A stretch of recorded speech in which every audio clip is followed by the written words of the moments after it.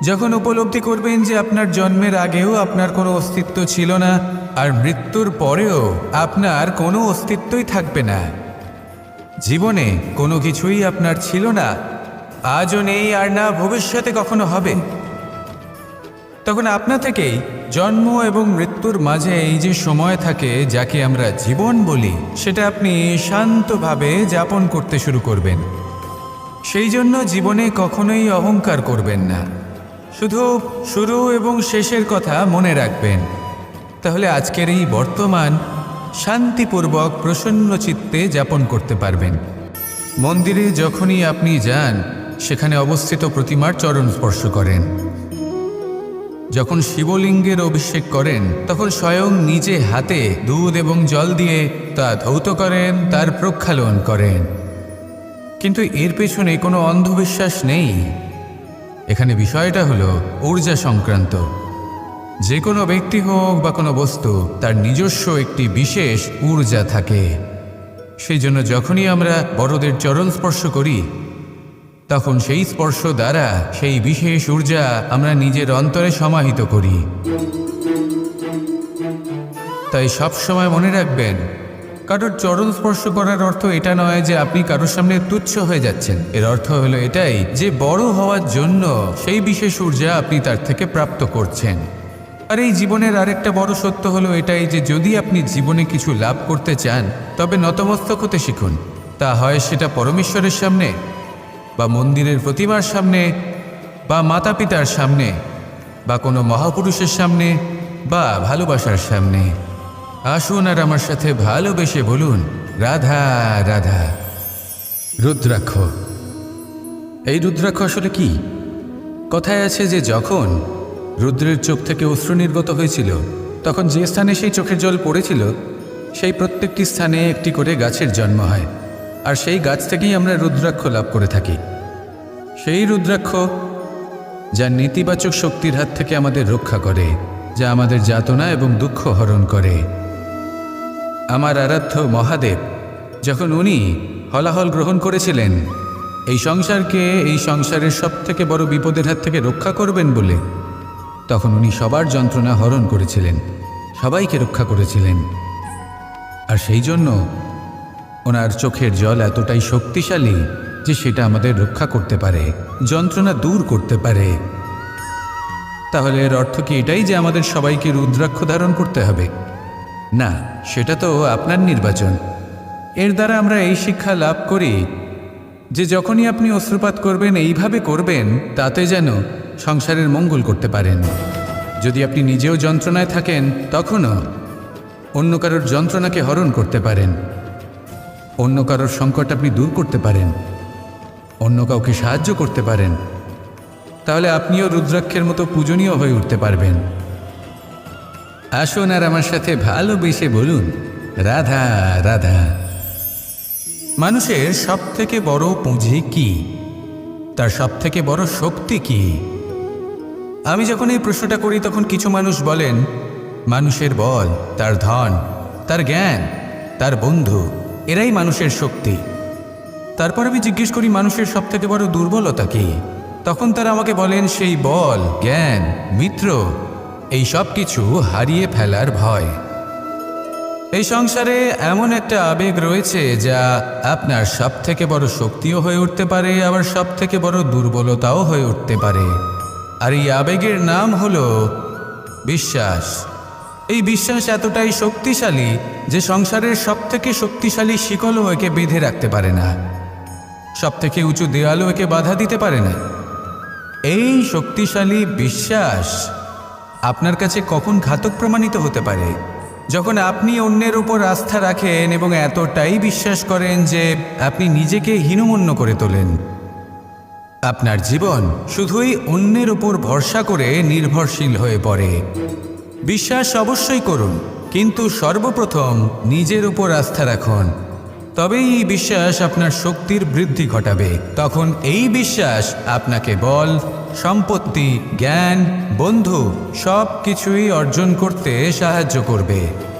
দেখুন, যখন কোনো ব্যক্তি পড়ে যান, তখন আপনি সেই ব্যক্তিকে তখনই তুলতে পারবেন যখন সেই ব্যক্তি নিজে উঠে দাঁড়াতে সক্ষম। তাই কেউ আপনাকে যতই সাহায্য করুক না কেন, আপনি সেই কাজে তখনই সফল হতে পারবেন যখন আপনি নিজে চেষ্টা করবেন। তাহলে এটাই করুন আর আমার সাথে ভালোবেসে বলুন, রাধা রাধা। মন্দিরে যখনই কোনো ব্যক্তি গিয়ে মন্দিরের ঘণ্টা বাজান, তখন সেই ধ্বনি শুনে তিনি উপলব্ধি করেন যে ওনার মন শান্ত হচ্ছে। কিন্তু যদি উনি এই ঘণ্টা না বাজান তাহলে কিন্তু কোনো স্বর উৎপন্ন হবে না। যখন সেটা স্থির থাকে তখন কোনো স্বর উৎপন্ন হয় না। যখন আমরা তাকে আন্দোলিত করি তখন তার অনুনাদ ঘটায়, ক্রমে অনুরণন ঘটে, আর তারপর এমন ধ্বনি উৎপন্ন হয় যা আমাদের আত্মা পর্যন্ত পৌঁছয় আর মনকে শান্ত করে দেয়। এর থেকে আমরা কি শিক্ষা পাই? এটাই, যদি আপনারা জীবনে আবদ্ধ তাহলে থামবেন না, স্থির হয়ে থাকবেন না, চলতে থাকুন, চেষ্টা করতে থাকুন, কখনো থামবেন না। একটা উদাহরণ দিই, কোনো ব্যক্তি পরিবারের বন্ধনে আবদ্ধ, কেউ কর্মের বন্ধনে, কেউ বা মোহর বন্ধনে। যদি আপনি আবদ্ধ থাকেন আর যদি সেই বন্ধন থেকে বেরিয়েও আসতে পারছেন না, তখনও চেষ্টা করতে থাকুন। লক্ষ্যে যদি পৌঁছতে নাও পারেন তাও চেষ্টা করতে থাকুন। কিছু না হলেও আপনি একটি মন্দিরের ঘণ্টার মতো অন্য কোনো ব্যক্তিকে তার লক্ষ্যে পৌঁছে দেওয়ার কাজটা অবশ্যই করতে পারবেন। জীবনে কিছু শুভ কাজ করতে পারেন, অন্য কারোর মঙ্গল করতে পারেন, তাকে প্রেরণা প্রদান করতে পারেন। যদি আপনি চেষ্টা চালিয়ে যান জীবনে কখনোই ব্যর্থ হবেন না। তাহলে এভাবেই চেষ্টা করতে থাকুন আর আমার সাথে ভালোবেসে বলুন, রাধা রাধা। যখনই আমরা মহাদেবের কথা স্মরণ করি বা ওনাকে পুজো করি তখন আমরা বলে থাকি হর হর মহাদেব। কিন্তু এই গৌরব আরেকজন দেবীও লাভ করেছেন, দেবী গঙ্গা। যখন আমরা গঙ্গা নদীতে প্রবেশ করি সেই জলকে হাতে নিয়ে আমরা বলি হর হর গঙ্গা। ভেবে দেখুন, ভারতে এবং এই সংসারে এত সংখ্যক নদী রয়েছে, কিন্তু এই গৌরব, এই সম্মান, এই মহানুভবতা শুধুমাত্র দেবী গঙ্গাই লাভ করেছেন। এমন কেন? কারণ দেবী গঙ্গা যে স্থান থেকে প্রবাহিত হতে শুরু করেন সেই স্থান থেকেই এই সংসারের সিঞ্চন শুরু হয়ে থাকে। নিজের সঞ্জীবনী শক্তি দ্বারা উনি এই সংসারের মঙ্গল করেন। মানুষের অন্তরের সেই পাপ, নেতিবাচক বোধ, সেই মালিন্য উনি নিজের অন্তরে সমাহিত করেন, সেই মানুষের শুদ্ধিকরণ করেন, আর তার বদলে কিছুই চান না। ঠিক সেভাবেই আমাদের জীবনে এমন কিছু মানুষ আছেন, যদি আমরা তাদের সাহায্য করতে পারি, বিপদ থেকে বেরিয়ে আসার জন্য তাদের প্রেরণা যোগাতে পারি, ওনাদের শক্তি প্রদান করতে পারি, ওনাদের দুঃখ ও যন্ত্রণা আমরা হরণ করতে পারি, আর তার বদলে কিছুই না চাই, তাহলে আমরাও মহান হওয়ার পথে অগ্রসর হয়ে যেতে পারি। হয়তো সেই দিন সকলে আমাদের জয় জয়কার নাও করতে পারেন, কিন্তু সেই দিন আমরা হর হর মহাদেব, হর হর গঙ্গা এই দুই কথার সার অবশ্যই বুঝতে পারব। আসুন আর আমার সাথে ভালোবেসে বলুন, রাধা রাধা। রাজা দশরথ ছিলেন রঘুকুলের অত্যন্ত শ্রেষ্ঠ রাজা, কিন্তু একটা সমস্যা ছিল। অনেক অনেক চেষ্টা সত্ত্বেও, পুজো অর্চনা করা সত্ত্বেও ওনার কিছুতেই সন্তান লাভ হচ্ছিল না।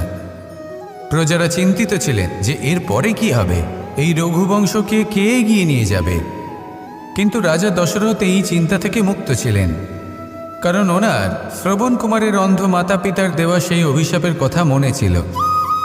যখন ভুলবশত রাজা দশরথের বাণ দ্বারা শ্রবণ কুমারের মৃত্যু হয়, তখন শ্রবণ কুমারের মাতা পিতা রাজা দশরথকে অভিশাপ দিয়েছিলেন যে তুমিও নিজেই এইভাবে নিজের সন্তানের বিয়োগে, দুঃখে, যন্ত্রণায় কাতর হয়ে মৃত্যু লাভ করবে।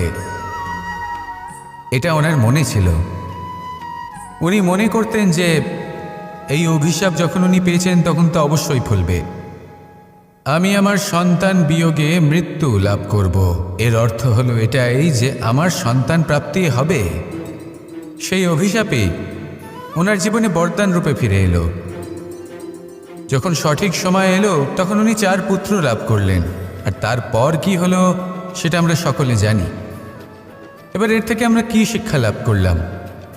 যে জীবনে এই সমস্যা, এই সংকট বা কঠিন পরিস্থিতি এসব তো আসতেই থাকবে। নিয়তিকে আমরা পাল্টে ফেলতে পারবো না, যেটা হবার সেটা অবশ্যই হবে। তাই যেটা হচ্ছে সেটা আনন্দের সাথে যাপন করলে কেমন হয়? প্রত্যেক সমস্যার মধ্যে কোথাও না কোথাও আনন্দ আছে, সেই আনন্দ খুঁজে বের করতে চেষ্টা করুন।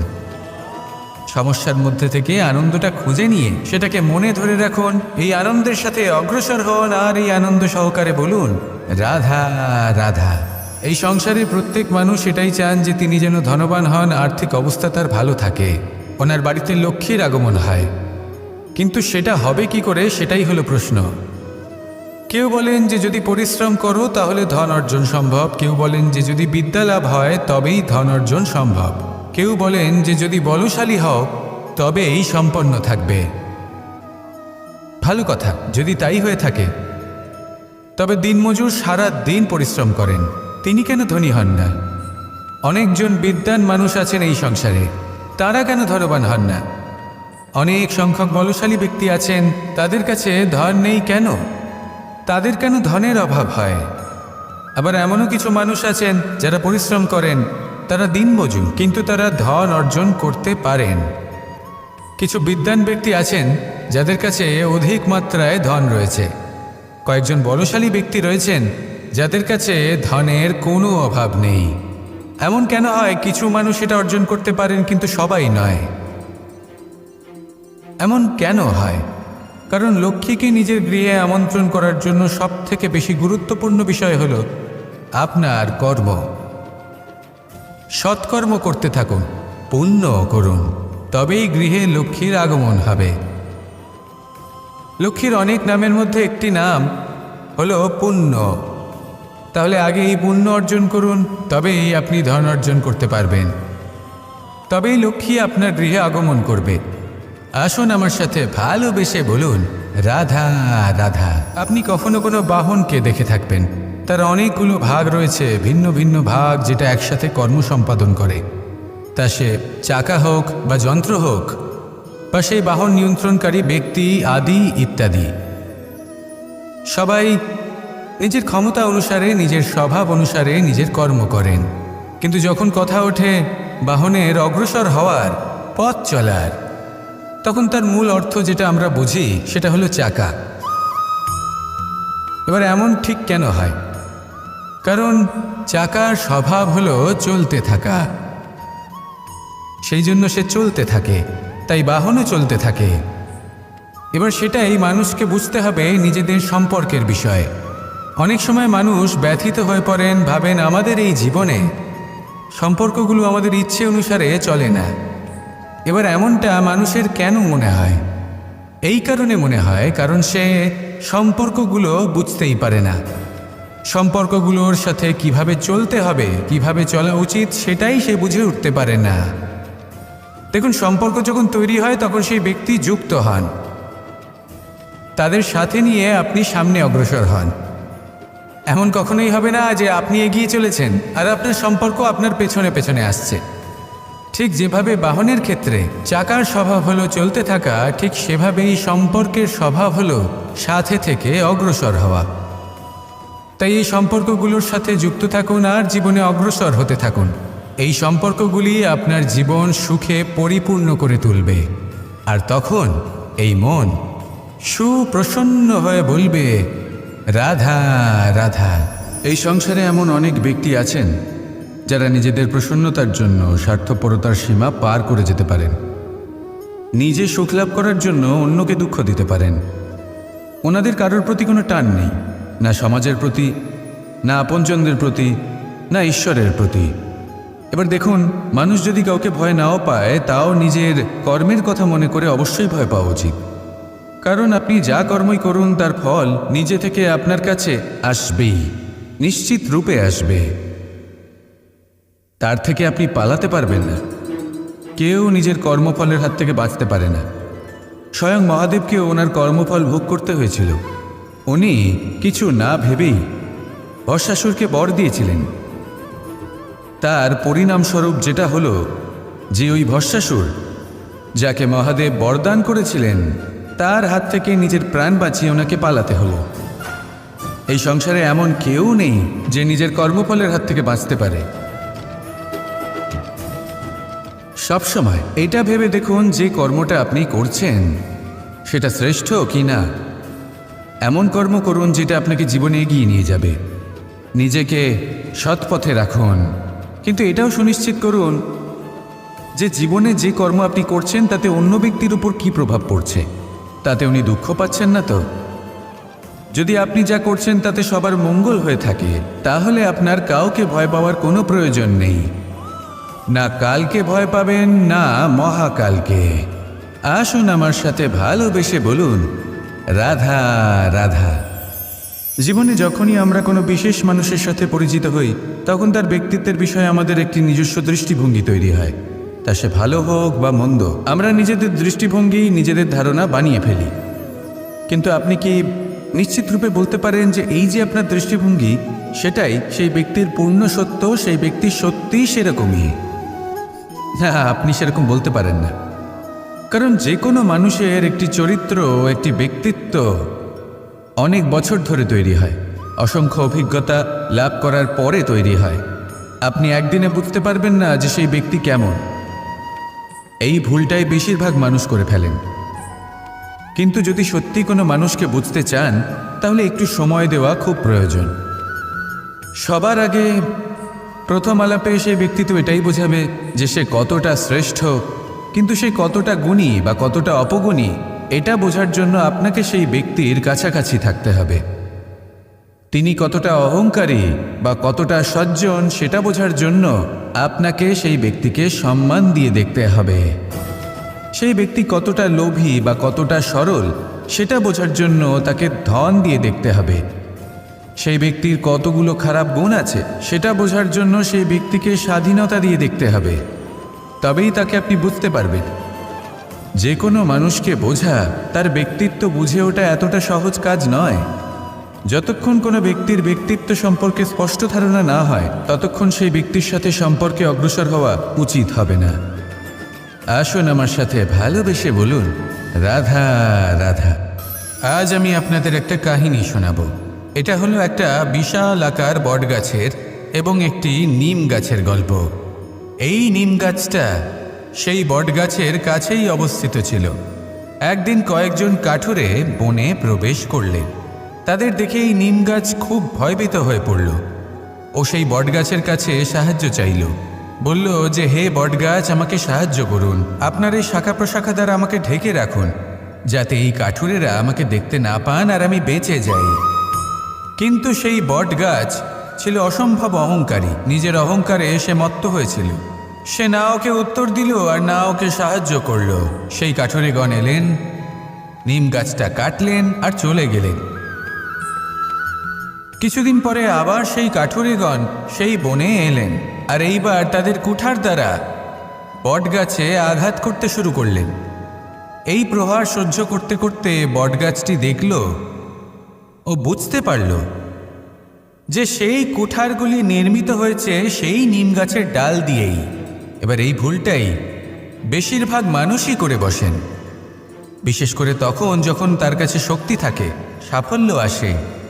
নিজের অহংকারে মত্ত হয়ে দুর্বল ব্যক্তিকে আঘাত করে, তাদের কষ্ট দেয়। কখনো এটা ভাবে না যে ভবিষ্যতে এরাই তাদের পতনের কারণ হতে পারে। তাই যদি আপনার কাছে শক্তি থাকে আর আপনি সাফল্য লাভ করতে থাকেন, তাহলে নিজেকে শান্ত করুন এবং এই অহংকারকে ত্যাগ করুন।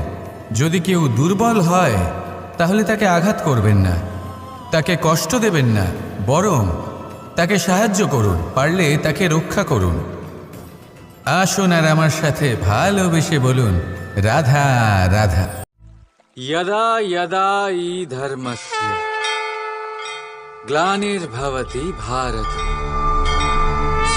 अभ्युत्थानं अधर्मस्य तदात्मानं सृजाम्यहम्।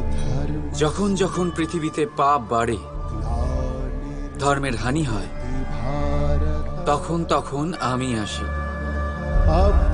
এটা তো আপনারা সবাই জানেন, কিন্তু এটা কখনো ভেবে দেখেছেন যে কেন আমি এই মর্তলোকের প্রাণী হিসেবেই অবতীর্ণ হই? কেন আমি মানুষ রূপে আপনাদের মাঝেই থাকি?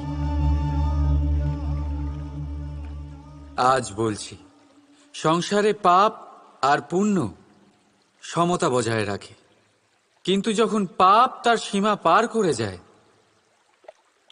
আমাকে আসতেই হয়। কারণ কারণ এই যে আপনারা আমাকে বিস্তৃত হন। আশ্চর্য হবেন না, আমি আপনাদের মধ্যেই থাকি, শুধু আপনারা নিজেদের অন্তরে থাকা পরমাত্মাকে বিস্তৃত হন। এই জন্য আমাকে আসতে হয় আপনাদের এটা বলতে, সমস্ত শক্তি আপনাদের মধ্যেই আছে। কিন্তু আপনারা কি করেন? আমাকে সম্মান করেন, আমাকে পুজো করেন, আর শক্তি প্রার্থনা করেন, বিভিন্ন রকমের চাহিদা আমার সম্মুখে রাখেন। আমার আপনার শ্রদ্ধায় কোনো আপত্তি নেই। আমার আপত্তি আছে সেই ভাবনায় যা আপনাকে দুর্বল করে দেয়। পরমাত্মার ওপর শ্রদ্ধা রাখুন, কিন্তু নিজের আত্মার ওপরও বিশ্বাস রাখুন। কারণ এই সংসারে এমন কিচ্ছু নেই যা আপনারা করতে পারবেন না। প্রতি নরের মধ্যে নারায়ণ বিরাজ করেন, আর প্রতি নারীর মধ্যে লক্ষ্মী। তাহলে চিনুন নিজের অন্তরের নারায়ণকে, আর বদলে দিন সময়ের চক্রব্যূহ। আমি খুশি হব জেনে আমার অবতীর্ণ হওয়ার বাস্তবিক প্রয়োজন আপনারা বুঝতে পেরেছেন। এখন শঙ্কা ত্যাগ করে শঙ্কর হয়ে যান, না হলে পাথরের মতো বেঁচে থাকতে হবে। রাধা রাধা।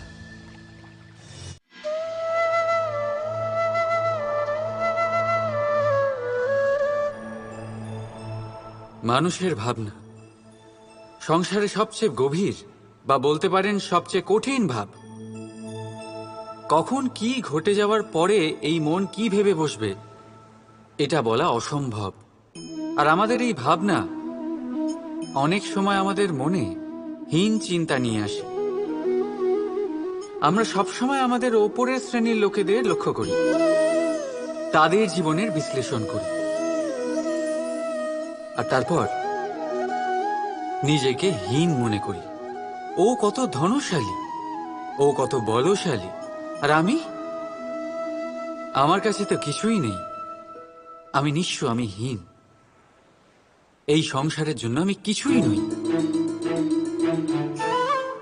মনে হয় না এরকম? কিন্তু আসলে তা নয়।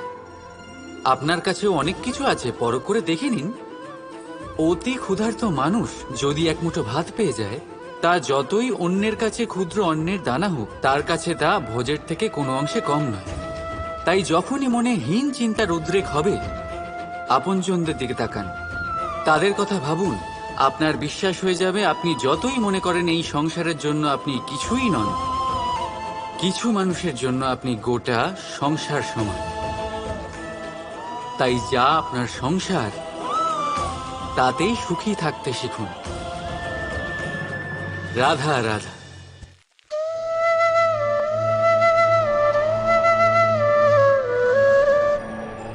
আশ্চর্য হচ্ছেন না আপনারা যে আমি কি করছি, কি লিখছি? দেখতে চান? এবার আপনারা ভাবছেন আমি মাটিতে মাটি কেন লিখছি। এর পেছনে একটা বড় কারণ আছে, কিন্তু সেটা বিশ্লেষণ করার আগে আমাকে একটু জলের ওপর জল লিখতে দিন।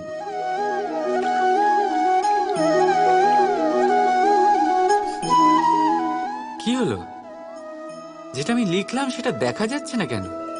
তাহলে এবার শুনুন আপনাদের প্রথম প্রশ্নের উত্তর। মাটিতে মাটি লেখা যতটা সরল, ঠিক ততটাই কঠিন জলের ওপর জল লেখা। সম্পর্কও ঠিক এমনই হয়। তৈরি করার সময় মাটিতে মাটি লেখার মতো সরল, আর পালন করার সময় জলের ওপর জল লেখার মতো কঠিন। এবার প্রশ্ন এটাই হলো, জলের ওপর জল কি করে লেখা যায়?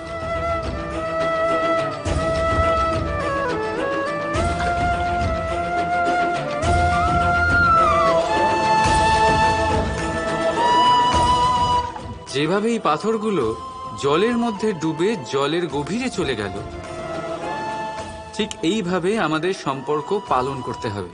এই পাথরের মতো নিষ্ঠা সহকারে গভীরে যেতে হবে। সম্পর্ক কখনোই ভাঙবে না। রাধা রাধা। কখনো আপনারা ভেবেছেন এই সংসারে আমরা কার সাথে সবচেয়ে বেশি জড়িত? আপনারা কেউ বলবেন মাতা পিতা, কেউ বলবেন মিত্র, কেউ বলবেন স্ত্রী, আর কেউ বলবেন সন্তান। কিন্তু না, যদি এই সংসারে কারোর সাথে আমরা জড়িত থাকি, তাহলে তা সময়। সময়ই আমাদের অতীত, সময়ই আমাদের বর্তমান, আর সময়ই আমাদের ভবিষ্যৎ।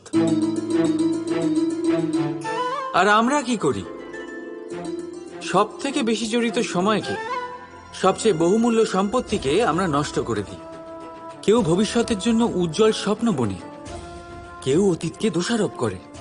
কিন্তু একটু ভেবে দেখুন, আপনার অতীতকে আপনি ভাবনা চিন্তা করে বদলে দিতে পারবেন না।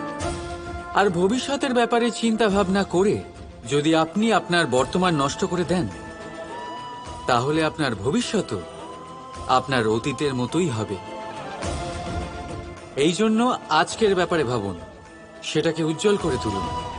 আপনার অতীত আর আপনার ভবিষ্যৎ নিজেই উজ্জ্বল হয়ে যাবে। রাধা রাধা। জীবনে আমরা কত মানুষকে চিনি। আপনিও এমন অনেক মানুষকে চেনেন যারা নিজেদের অসফল মনে করে, নিরাশ হয়ে থাকে, যারা এটাই স্বীকার করে নিয়েছে যে এই জীবনে তাদের দ্বারা কোনো কর্মই হবে না, কোনো কাজে সফল হবে না, তারা কোনো কাজের যোগ্যতাই নেই তাদের। কিন্তু এমনটা একদমই নয়। এই পৃথিবীতে এমন কিছু নেই যার কোনো যোগ্যতাই নেই। এমন কোনো অক্ষর নেই যেটা কোনো মন্ত্রের অংশ নয়। এমন কোনো জড়িবুটি নেই যা ঔষধি নয়। এমন কোনো বিষ নেই যেটা সঠিক সময়ে অমৃত হয়ে যায় না। আর সেই প্রকার কোনো ব্যক্তি অযোগ্য হতেই পারে না। তাকে অযোগ্য করে তোলে তার চিন্তাধারা। এই জন্য আত্মবিশ্লেষণ করুন। নিজের আত্মাকে নিজেই চিনতে পারবেন। নিজের অন্তরাত্মাকে জাগ্রত করুন। আপনি দেখতে পাবেন এই পৃথিবীর ভিত তৈরি হয় আশা দিয়ে। সেই পৃথিবীতে নিরাশা, হতাশা আর হারের মতো শব্দগুলির কোনো অস্তিত্বই নেই। রাধা রাধা। গ্রন্থে লেখা আছে যে মানুষ যদি মৌন থাকতে শিখে যায়, তাহলে তার অধিকাংশ সমস্যারই সমাধান হয়ে যাবে। আর সত্যি তাই। মৌনতায় অনেক শক্তি আছে, অনেক ক্ষমতা আছে। কিন্তু সেই ক্ষমতা থেকে কি লাভ যদি তা সময় মতো কাজে না লাগে? সবসময় মৌন থাকাটা কি উচিত? না।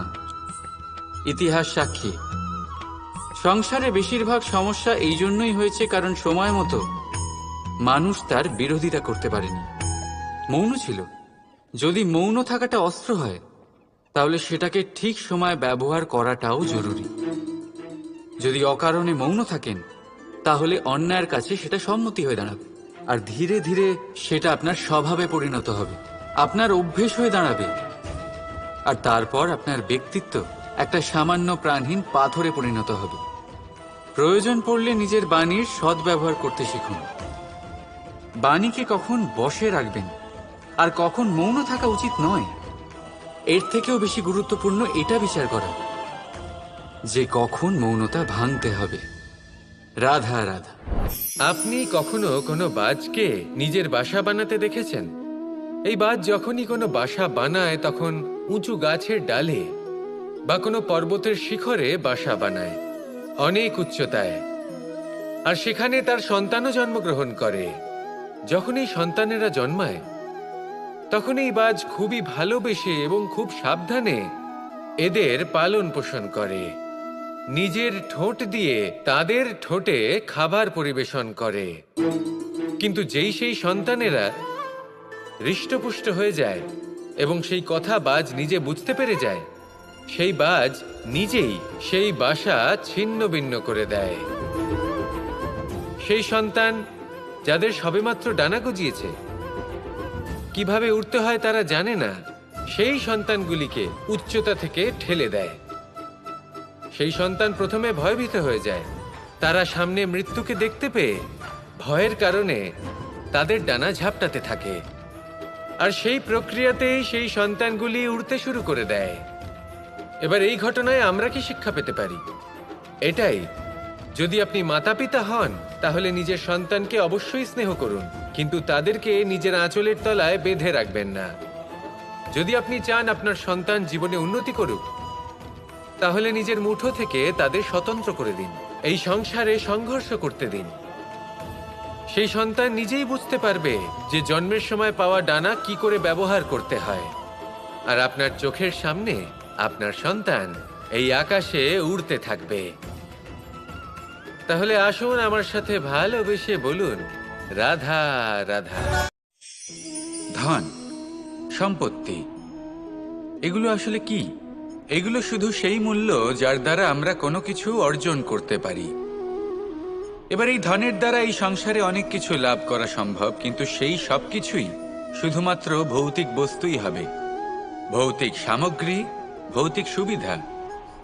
অর্থাৎ আপনার কাছে যতই ধন থাকুক, তা আপনাকে শান্তির ঘুম এনে দিতে পারবে না, আপনাকে জীবনের বাস্তব সুখের অনুভূতি লাভ করাতে পারবে না, কারণ এগুলো ভৌতিক ধন।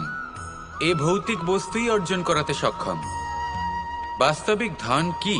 যদি এই প্রশ্ন আপনার মনে আসে, তাহলে তার উত্তর আমি আপনাকে দেব একটা উদাহরণের মাধ্যমে।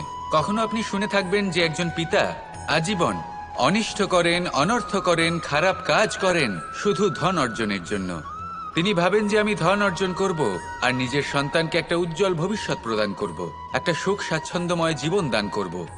এবার সন্তান যখন জন্ম লাভ করে, তখন সে ভাগ্যের জোরে সেই ধন ভোগ করে। যেরকম সে পায় সেরকমই তার ব্যবহার সে করে। কখনো আপনি এটাও দেখে থাকবেন যে সেই সন্তান সমস্ত ধন নষ্ট করে ফেলে, আর সেই পিতা যিনি সমস্ত ধন সঞ্চয় করেছেন, যিনি সেই ধনের প্রভু, আজ সেই ধনের প্রহরী হয়ে রয়েছেন। এবার এরকম কেন হয়?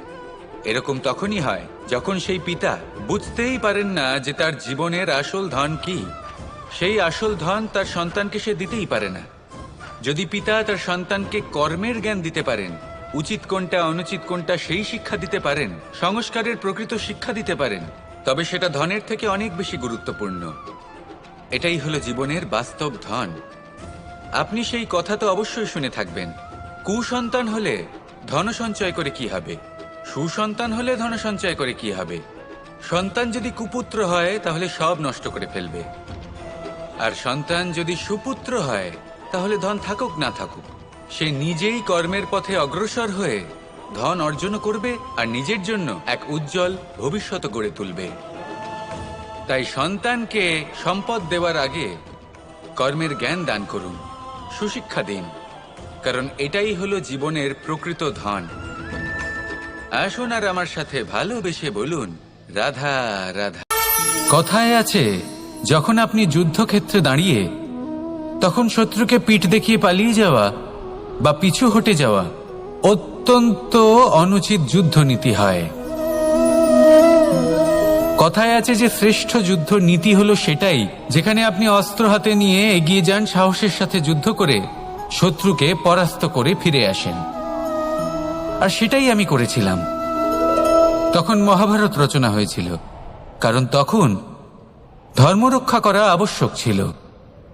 কিন্তু এমনও একটা সময় ছিল যখন আমি যুদ্ধ থেকে পালিয়েছি, কারণ তখন প্রজাদের সুরক্ষা বেশি গুরুত্বপূর্ণ ছিল। আমার গায়ে যুদ্ধ বিমুখ হবার কলঙ্ক লাগিয়েছিল। কিন্তু ঠিক আছে, আমি সেটাই করেছিলাম যেটা প্রয়োজনীয় ছিল। শ্রীরামও লঙ্কা গিয়ে রাবণকে হত্যা করার পূর্বে 4 মাস ধরে অপেক্ষা করেছিলেন। অপেক্ষায় ছিলেন কবে সেই সেতু সম্পন্ন হবে, তারপরে গিয়ে রাবণকে পরাস্ত করলেন, তাকে বধ করলেন। জীবনে কখনো কখনো থেমে যাওয়া বা পিছু হটে যাওয়া কার্যকর হতে পারে। এটা প্রত্যেক সময়ের উপরে নির্ভর করে। শত্রু যে কেউ হতে পারে, যখন খুশি আক্রমণ করতে পারে। কোনো মানুষ হতে পারে, আবার কোনো দানবও হতে পারে। আমাদের নিজেদের মানসিকতা হতে পারে, কোনো অসুখ হতে পারে, মহামারীও হতে পারে। সেক্ষেত্রে সেটাই করুন যেটা উচিত মনে হয়। দেখুন, প্রত্যেকবার নারায়ণ তো আপনাকে সাহায্য করতে আসবেন না। অনেক সময় মানুষকে নিজেকেই সেই বাধার সম্মুখীন হয়ে তাকে পরাস্ত করতে হয়। আর এমনিতেও কথায় আছে যে প্রত্যেক নরের মধ্যে নারায়ণ আছেন। তাই অন্তরের নারায়ণকে জাগ্রত করুন, আর যা সমস্যা আছে তাকে সমাপ্ত করে ফেলুন, তা সে যতই পিছু হটে করতে হোক না কেন। আসুন আর আমার সাথে ভালোবেসে বলুন, রাধা রাধা। এই সংসারে 2 ধরনের মানুষ দেখা যায়। এক, সরল, 2 জটিল। এবার এই যে সরল ব্যক্তি থাকে তাদের এই সমাজ দুর্বল মনে করে। এমনিতে দেখতে গেলে জলও সরল, বায়ুও সরল। ওনারা যেদিকে চাইবেন প্রবাহিত হতে পারেন, এনাদের যে আকার দেবেন সেটাই ধারণ করবেন। কিন্তু এরা বাস্তব রূপ ধারণ করলে তখন কি হয়? এই জল এমন এক ধারায় পরিণত হয় যে অনেক বড় বড় পাথরকে খণ্ডিত করে দিতে পারে। এই বায়ু এমন এক চক্রবাতে পরিণত হয় যা সংসারে বিনাশ ডেকে আনে। তাই যে ব্যক্তি সরল তার সরলতাকে সম্মান করুন, তাকে সম্মান করুন, তাকে ভালোবাসা দিন। আর আমার সাথে ভালোবেসে বলুন, রাধা রাধা। কখনো আপনি কোনো গোয়াল দেখেছেন? অধিক মাত্রায় গোবর পড়ে থাকে আর ওখানে এক ধরনের পোকা দেখতে পাওয়া যায় যাকে গুবরে পোকা বলা হয়। এরা কি করে? সারা দিন সেই গোবরেই বাস করে। সেই গোবরকে গোল আকৃতি প্রদান করে নিজের বাসার দিকে নিয়ে যাওয়ার চেষ্টা করে। অনেক পরিশ্রম করার পরে সেই গোবরের টুকরোগুলো নিজের বাসার দিকে নিয়ে যায় আর বুঝতে পারে ওর বাসা তো খুবই ছোট আর এই গোবরের টুকরো তো অত্যন্ত বড়, এ তো বাসাতে প্রবেশ করতেই পারবে না। তাও চেষ্টা করতে থাকে, শেষ পর্যন্ত অসফল হয় আর সেই পোকা একাই বাসাতে ঢুকে যায়। এরকম মানুষের সাথেও হয়ে থাকে সমস্ত জীবন। মানুষ ধন, স্বর্ণ, সুখ স্বাচ্ছন্দ্য এই সব কিছু অর্জন করতে ব্যস্ত থাকে। আর যখন সময় আসে এই সংসারকে ত্যাগ করে চলে যাওয়ার, তখন সে বুঝতে পারে যে এই সব কিছু তো আমি নিজের সাথে নিয়ে যেতেই পারবো না। মনে দুঃখ নিয়ে সংসার থেকে বিদায় নেয় সে। তার বদলে যদি মানুষ কোনো নির্ধন ব্যক্তিকে সাহায্য করে দেয়, কোনো দুঃখী ব্যক্তিকে হাসাতে চেষ্টা করে, তাহলে মনে সন্তোষ নিয়ে সংসার ত্যাগ করতে পারে। এই জীবনে ধন, স্বর্ণ, সুখ স্বাচ্ছন্দ্য অতি আবশ্যক, কিন্তু এগুলোই বাস্তব সম্পত্তি নয়। তাহলে কি এই বাস্তব সম্পত্তি সেটা বুঝতে শিখুন আর আমার সাথে ভালোবেসে বলুন, রাধা রাধা।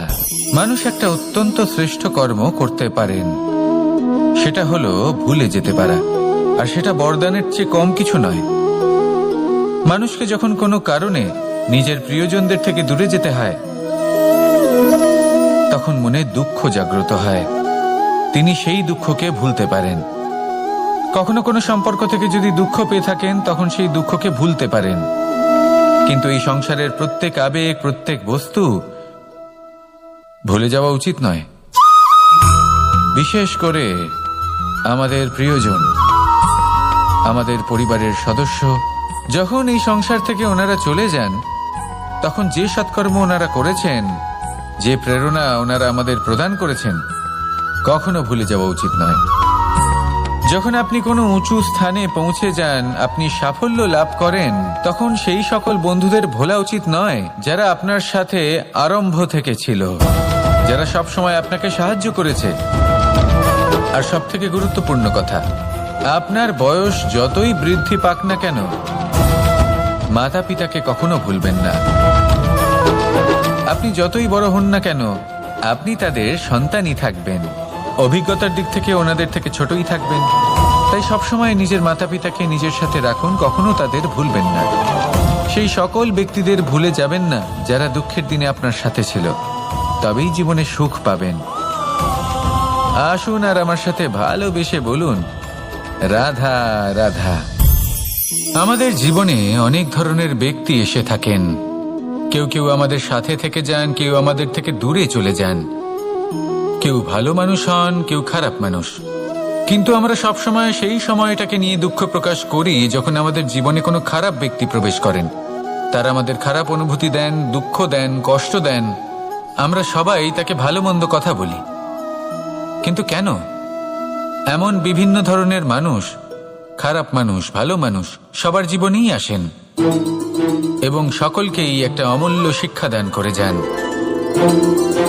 এবার আপনি নিজেই ভেবে দেখুন, জীবনে যখন প্রথমবার আপনি আগুন স্পর্শ করেছিলেন, তখন আপনি একটা শিক্ষা লাভ করেছিলেন যে আমাকে আগুনের থেকে একটু দূরে থাকতে হবে। তারপর আস্তে আস্তে আপনি শিখলেন যে কিভাবে এই আগুনকে নিয়ন্ত্রণে রাখতে হবে। তারপর আপনি শিখলেন যে কিভাবে নিজের জীবনে তাকে প্রয়োগ করতে হবে, তা সে অন্ধকারে প্রকাশ লাভ করার জন্য হোক বা খাবার বানানোর জন্য। সেইভাবেই কোনো খারাপ ব্যক্তি যখন আপনার জীবনে আসে কোনো শিক্ষা দিয়ে যান, তার প্রতি কৃতজ্ঞ থাকুন। তার বিষয় খারাপ ভাবার বা খারাপ অনুভূতি নিয়ে থাকার কোনো প্রয়োজন নেই। সেই শিক্ষা লাভ করুন, ইতিবাচক মনোভাব নিয়ে জীবনের সামনে এগোতে থাকুন। কেউ নেই যিনি আপনাকে বাধা দিতে পারেন। আসুন আমার সাথে ভালোবেসে বলুন, রাধা রাধা।